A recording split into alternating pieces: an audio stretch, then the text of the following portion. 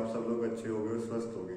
So welcome to my channel P4 physics. इस चैनल पर मिलेगी आपको फिजिक्स से रिलेटेड हर एक प्रॉब्लम का एक यूनिक और एक इजी सॉल्यूशन, जिससे आप फिजिक्स में अच्छे मार्क्स स्कोर कर पाएं और जहाँ भी आपकी फिजिक्स किसी भी कॉम्पिटिटिव एग्जाम में यूजफुल है वहाँ पर आप एक अच्छे रैंक ला पाएं, आप फिजिक्स की लैंग्वेज को आसानी से समझ पाएं। तो पिछले लेक्चर्स में या पिछले हमने सेशन में क्या पढ़ा कि जो हमने पढ़ा कि वोल्टेज की इक्वेशन क्या होती है, फेजर डायग्राम की इंपॉर्टेंस क्या है और वो क्यों बनाए जाते हैं या उनसे हम क्या कंक्लूजन अपना निकाल सकते हैं, ठीक है ना। तो अब जो हमारा पढ़ने वाला टॉपिक रहेगा वो रहेगा कि अगर हम किसी भी ऐसी सोर्स को एक पर्टिकुलर रेजिस्टेंस, इंडक्टर या फिर कैपेसिटर से ज्वाइन करते हैं तो उसमें करंट और वोल्टेज के बीच में क्या रिलेशन निकलता है या फिर करंट वोल्टेज के बीच में क्या फेजर डायग्राम रहता है। तो ये हमारा आज पढ़ने का मेन मोटिव रहेगा। तो इसके लिए हमें सबसे पहले पता होना चाहिए कि रेजिस्टेंस क्या होता है, इंडक्टर क्या होता है और कैपेसिटर क्या होता है। चैप्टर नंबर 3 में हमने पढ़ा था कि रेजिस्टर्स क्या होते हैं, जो करंट के फ्लो को रोकते हैं, ठीक है। फिर हमने चैप्टर नंबर 2 में पढ़ा वाटर कैपेसिटर्स। तो कैपेसिटर एक ऐसी डिवाइस होती है जो चार्ज को स्टोर करती है अपने अंदर, ठीक है, in form of electric field, ठीक है। फिर हमने चैप्टर नंबर उसमें सोलिनॉइड, चैप्टर नंबर 4 में हमने पढ़ा कि व्हाट इज सोलिनॉइड या फिर व्हाट इज इंडक्टर। तो इंडक्टर्स क्या होते हैं, वो चीज जो अपने अंदर एक एनर्जी स्टोर कर लें, जब कभी भी उनके अंदर से करंट पास होगा वो एनर्जी किस फॉर्म में स्टोर होगी, मैग्नेटिक फील्ड की फॉर्म में। तो ये सब क्या होता है, इनका डिफरेंट क्लासिफिकेशन, इंडक्टर्स क्या होते हैं या फिर कैपेसिटर्स क्या होते हैं और रेजिस्टेंस क्या होते हैं। अच्छा, अगर किसी भी चीज में से करंट पास हो रहा है तो उसका मतलब वो रेजिस्टेंस भी ऑफर करेगा अपने अंदर। तो इन सब का इंडिविजुअल रेजिस्टेंस पढ़ना है हमें, जो हमारा नेक्स्ट टॉपिक रहेगा पढ़ने वाला। इनका इंडिविजुअल करंट पढ़ना है, ठीक है, इनका इंडिविजुअल हमें इनका फेजर डायग्राम पढ़ना है। तो इन सब चीजों को जब हम पढ़ लेंगे तो हमारे बहुत सारे सर्किट बनेंगे। मतलब हम अगर केवल रेजिस्टेंस को पढ़ेंगे तो कहलाएगा प्योरली रेजिस्टिव सर्किट। अगर हम केवल इंडक्टर को पढ़ेंगे तो कहलाएगा प्योरली इंडक्टिव सर्किट।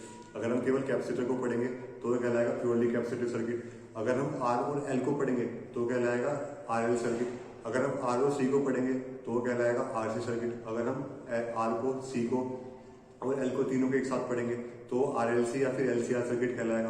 अगर हम एल और सी को एक साथ पढ़ेंगे तो एलसी सर्किट या फिर एलसी ऑसिलेशन कहलाएगा। तो इस चैप्टर में हमारे 6 या 7 सर्किट बनते हैं इस तरीके से, और हम उनका बिहेवियर पढ़ते हैं कि करंट और वोल्टेज के बीच में क्या रिलेशन निकलता है, किस वाले केस में कितना एंगल निकलता है, पावर इसमें क्या निकलती है, करंट क्या निकलता है, टोटल रेजिस्टेंस क्या निकलता है। इन सबको पढ़ने की क्या होगा हमारे चैप्टर का इसमें मेन मोटिव, ठीक है। तो फिर आज हम पढ़ेंगे क्या कि प्योरली रेजिस्टिव सर्किट क्या होते हैं, ठीक है, इंडक्टिव्स क्या होते हैं और कैपेसिटिव सर्किट क्या होते हैं, ठीक है ना।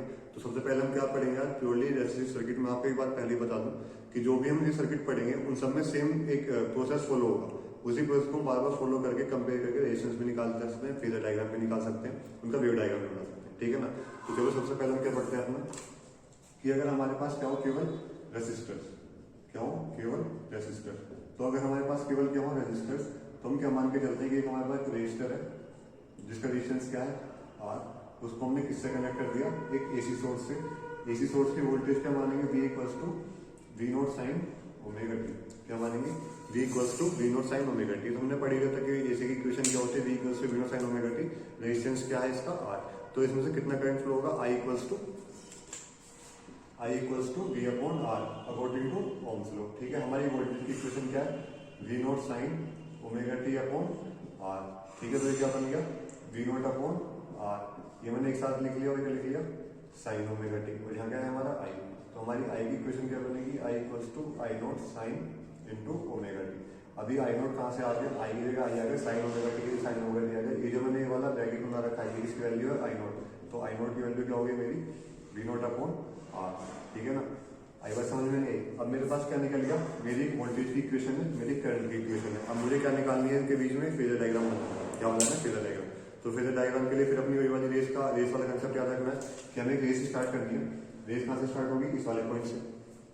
कहाँ से स्टार्ट होगी, इस वाले पॉइंट से। सबसे पहले हम देखेंगे वोल्टेज, क्योंकि सबसे पहले हमारे पास क्या है, केवल वोल्टेज है।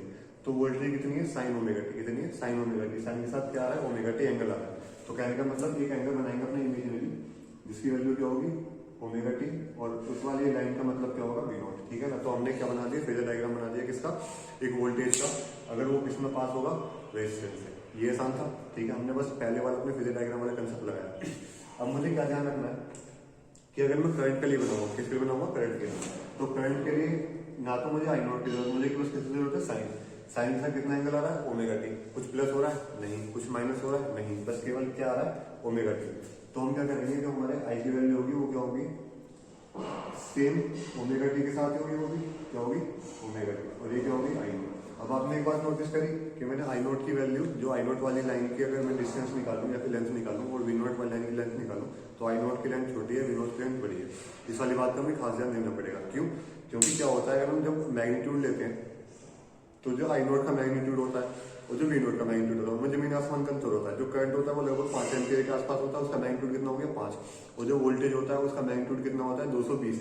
तो कहने का मतलब इसका मैग्नीट्यूड बड़ा है, इसका मैग्नीट्यूड क्या है, छोटा।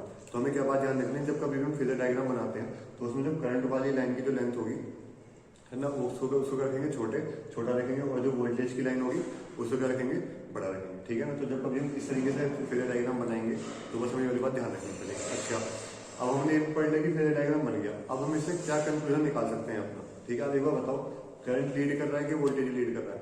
फेजर डायग्राम पढ़ने का ये तो मतलब होता है कि हमें निकालना होता है करंट और वोल्टेज के बीच में कितना एंगल है।